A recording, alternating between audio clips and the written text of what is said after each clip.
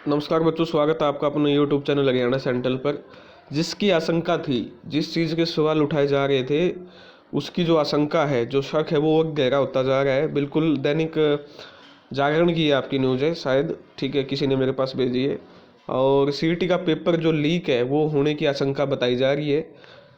मतलब जो जो अभी तक सबूत मिले हैं उससे ये आशंका है, लगभग कंफर्म भी हो जाएगा एक दो दिन में कि पेपर बड़े पैमाने पे लीक हो सकता है या हो चुका था। रोहतक के 2 गिरफ्तार हुए हैं। लेटेस्ट और सिपाही की आपकी संलिप्तता आपकी सामने आ रही, मतलब कोई सरकारी उसमें हरियाणा पुलिस का सिपाही है आपका रोबिन, उसका गिरोह से नाम जुड़ा है। तो बड़ा आपका झटका स्टूडेंट को लग सकता है, क्योंकि किसी को नहीं पता है कि कितने बड़े लेवल पे पेपर लीक हुआ। लेकिन जो जांच करने वाली पुलिस है उसका कहना है कि पेपर लीक की आशंका है, इससे इनकार नहीं किया जा सकता है। तो क्या हाल है मित्रों, हम जो सोचना जो है अपना काम है, आवाज़ अपना उठाना है, जो पकड़ना है वो पुलिस का काम है। देखते हैं 13,536 पदों की परीक्षा हुई थी। पेपर सोल्वर गैंग के गुर्गे परीक्षार्थियों को दूसरी पाली में परीक्षा दिलाने दिल्ली से हरियाणा ले जाने वाले थे। और दिल्ली पुलिस ने रोहतक के सापड़ा निवासी कपिल व चिड़ी गांव निवासी वेदपाल को गिरफ्तार किया। गिरोह में हरियाणा पुलिस के सिपाही सोनीपत निवासी रोबिन की भूमिका भी संदिग्ध है। पुलिस ने पकड़े गए आरोपितों के परीक्षार्थियों से बैग, परीक्षा पास करने के लिए गई अग्रिम राशि के चेक, मोबाइल व अन्य सामान बरामद किया। इनके पास से प्रश्न पत्र नहीं मिला है। आशंका है कि इस गिरोह में कम से कम 10 लोग शामिल हैं। दिल्ली के रनहोला थाना पुलिस को सूचना मिली कि हरियाणा में कराई जा रही सीईटी में फर्जीवाड़ा कराया जा रहा है। पुलिस की एक टीम बापरोला गांव के परशुराम पार्क के नजदीक सफेदा पार्क के पास पहुंची तो कार में बैठे 2 लोगों के पास प्रवेश पत्र व अन्य कागजात थे। देख लो भाई, पहले ही पेपर था उनके पास। और दिल्ली में अपने चेयरमैन साहब को, मुख्यमंत्री को पता भी नहीं कि दिल्ली में पेपर था उनके पास। ठीक है, पहले ही पेपर था, ये आपकी खबर है। पहले ही उनके पास पेपर था, कागजात थे उनके पास। करीब 12 युवक खड़े थे, पहले ही पेपर था उनके पास और कम से कम 12 युवक खड़े थे वहाँ, जो पुलिस को देखकर भागने लगे। पुलिस कर्मियों ने कार में बैठे कपिल व वेदपाल को पकड़ लिया। तलाशी में कार में कई पिट्ठू बैग, प्रवेश पत्र, ठीक है, और मोबाइल फ़ोन बरामद हुए। पूछताछ में दोनों आरोपियों ने बताया कि अपने साथियों के साथ मिल सरकारी प्रतियोगी परीक्षाओं के पेपर लीक कराते हैं। ठीक है, मतलब इससे पहले भी जो गवर्नमेंट नौकरी है डिफरेंट स्टेट की या सेंटर की, उन्होंने लीक करवाई है। पहली पाली के परीक्षार्थियों को परीक्षा केंद्र पर छोड़ने के बाद दूसरी पाली के परीक्षा लेने वाले 12 मजदूर पार्क के पास खड़े थे। यानी जो भाई आपकी फर्स्ट शिफ्ट है उसके परीक्षार्थियों को तो वो छोड़ चुके थे अंदर, यानी उनमें तो उन्होंने करेक्शन कर दिया। दूसरी पाली के 12 जो उन्होंने फंसाए थे स्टूडेंट, उनको लेने के लिए खड़े थे। कार से बरामद सामान परीक्षार्थियों का है। परीक्षा के बाद उन्हें सोनीपत लौटना था। पुलिस ने प्राथमिक जांच कर दी है, लेकिन कुछ भी बोलने को तैयार नहीं है। इतना बोल दिया वही काफ़ी है। हरियाणा के लोग इतने समझदार हैं, इतने सबूत मिलने के बाद तो स्पष्ट रूप से होता है कि फर्जीवाड़ा कई जगह से हुआ है। ये तो पकड़ में अभी अभी आ गए, अब ये दिल्ली से पकड़ा गया है। अगर ये 2-3 दिन खबर ही ना आती तो इसका मतलब इन्होंने तो सिस्टम बिठा दिया था। तो आप खुद समझ सकते हो कि कितने बड़े लेवल पे आपके यहाँ पर फर्जीवाड़ा सामने आया है। पुलिस सूत्रों के अनुसार पेपर लीक कराकर आरोपित जिस दिन परीक्षार्थियों को देते थे उन्हें एक रात पहले पास बुला लेते थे। यानी उनके पास एक रात पहले ही पेपर आ जाता था। यानी जो पेपर है वो आपका एनटीए से लीक होने की पूर्ण रूप से संभावना है, क्योंकि एक रात पहले तो पेपर हरियाणा के सेंटरों में भी नहीं पहुँचता है, सुबह सुबह आता है। इसका मतलब अगलों ने पेपर लीक कहाँ से करवाया है? एनटीए से ही डायरेक्ट पेपर लीक करवाने के उसमें थे। और ये तो वैसे भी दिल्ली में है, दिल्ली में ही एनटीए सोल्वर हर सवाल की तैयारी कराता था। इसके बाद गिरोह के अन्य लोग गाड़ियों में परीक्षा में सीधा परीक्षा केंद्रों पर छोड़ देते थे। बिल्कुल भाई, ये पैटर्न है। ये नेट के जो पेपर हुए थे उनमें भी देखने को मिला था। ऐसे ही नेट के जो पेपर लीक करवाए थे, एनटीए पेपर लेते हैं नेट के, ऐसे ही गिरोह पकड़े गए थे। इससे पहले कुछ अग्रिम राशि ले ली जाती थी। इसके साथ ही उनके दस्तावेज, मोबाइल फ़ोन और सामान अपने पास रख लेते थे। यानी परीक्षार्थी पेपर देकर बाहर आने पर परीक्षार्थी थे, बाकी जो राशि है वो ले ली जाती थी और उनको छोड़ दिया जाता था। ठीक है, परीक्षार्थियों पर गिर सकती है गाज, तो ये आप देख लीजिए, इनके पास पहले ही पेपर होता था, उनसे सोल्व करवा देते। पेपर लीक करने का तरीका देखो ना, पेपर सिर्फ क्वेश्चन उनके पास होते थे। अब ये क्वेश्चन कहाँ से आए होंगे? या तो जिस एजेंसी ने पेपर बनाया वहाँ से ही आए होंगे, या आपके एनटीए से आए होंगे। परीक्षा से एक दिन पहले तो यही कर सकते हैं। यानी हरियाणा में पेपर लीक हुआ ही नहीं है। ये तो या तो एनटीए की तरफ से हुआ या पेपर एजेंसी जिसने पेपर बनाया वहाँ से लीक हुआ है।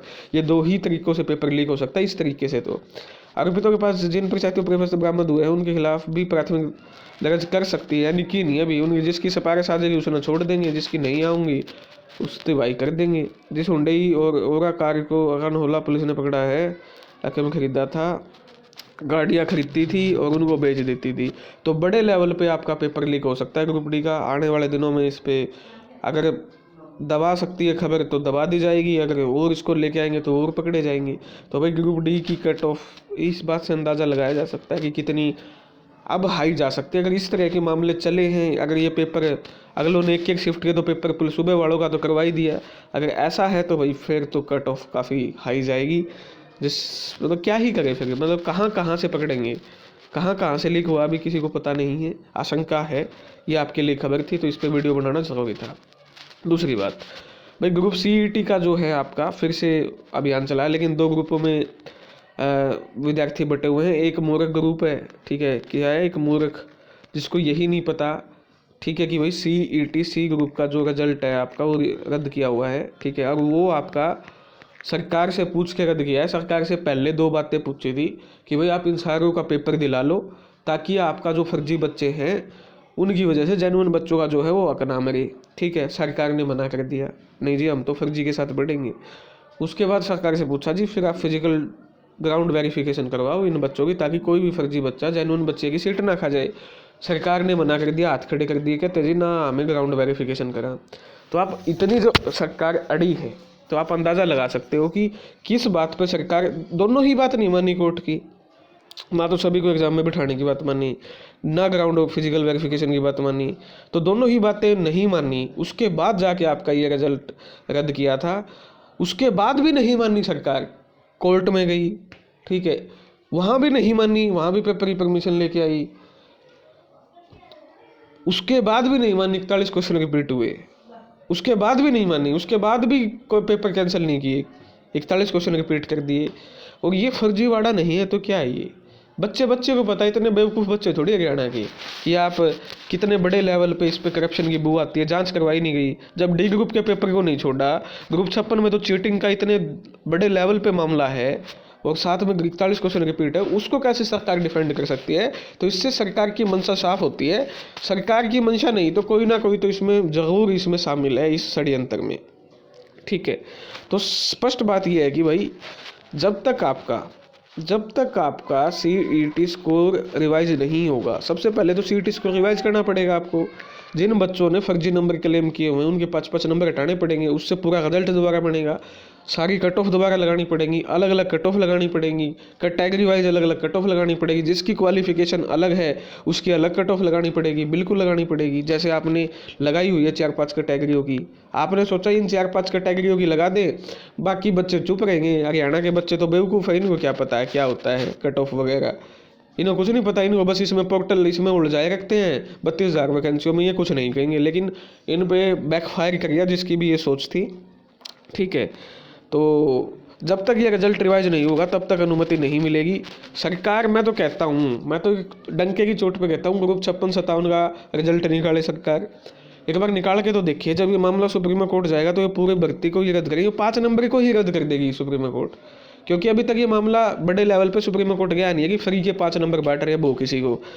हम तो चाहते हैं कि एक बार 56-57 का रिजल्ट आए, मैं तो पर्सनली चाहता हूँ कि 56-57 का रिजल्ट आए, यह मामला आगे बढ़े, ठीक है। पहले नहीं चाहता था मैं, लेकिन सरकार मान ही नहीं रही है, तो अब क्या इलाज है, सरकार नहीं मान रही है तो उसका इलाज क्या है, एक बार ये सुप्रीम कोर्ट जाए, ये 5 नंबर वाला भी डमडमा खत्म हो जाएगा, सीधा ही काट देगी सुप्रीम कोर्ट कि ये अडंगा है, बना क्या रखा है, ये सिस्टम क्या है, ठीक है। तो सरकार चाहती है कि ये सुप्रीम कोर्ट जाए, लंबा और लंबा खींचे, बहुत लंबा खींचे, कम से कम 1 साल लग जाए इसमें। अगर ऐसा चाहती है तो ना माने, हमने तो क्या है, जब आपको पता है कि आपने रिजर्वेशन में गलती फॉलो कर रखी है, आपका HPSC आपका साथी आपके रिजल्ट निकाल चुका है, 20 से 22 इंटरव्यू चले गए हैं, उनके रिजल्ट प्रॉपर 4 गुना पे अलग अलग कैटेगरी के, कैटेगरी वाइज टोटल 4 गुना कैंडिडेट बुलाए हैं, उसके बावजूद इन्होंने गलती की यार, वो भी 2 कैटेगरी के, ठीक है। और उससे भी साफ हो जाता है सरकार की मंशा क्या है। अभी अभी आपके भाजपा प्रदेश अध्यक्ष हटाए गए हैं, समझने वाला समझ सकता है कि मामला कहाँ अटक रहा है जाके, ठीक है।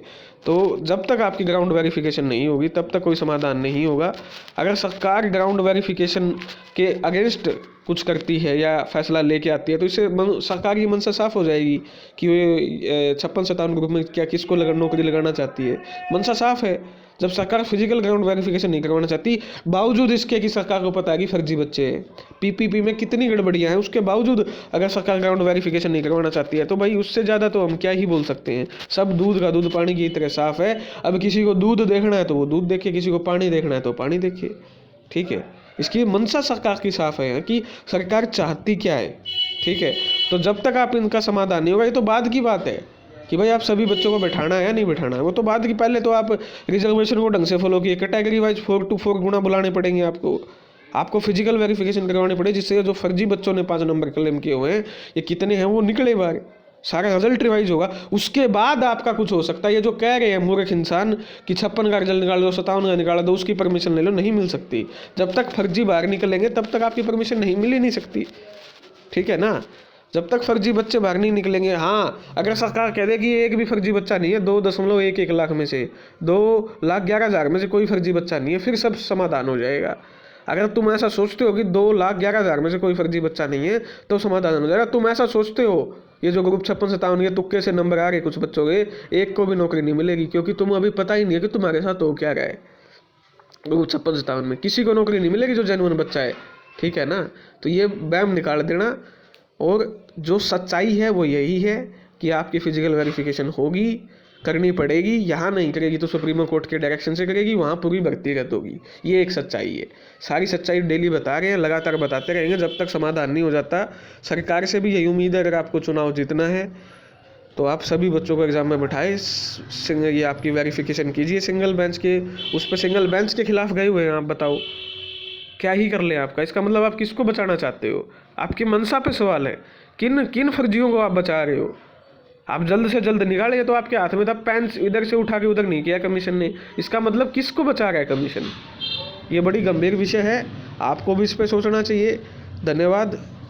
मैं तो सब समझा चुका हूँ, अब समझ में ना आए किसी को तो भाई उस चीज़ का कुछ कर नहीं सकते हैं। धन्यवाद। जय हरियाणा, जय भारत।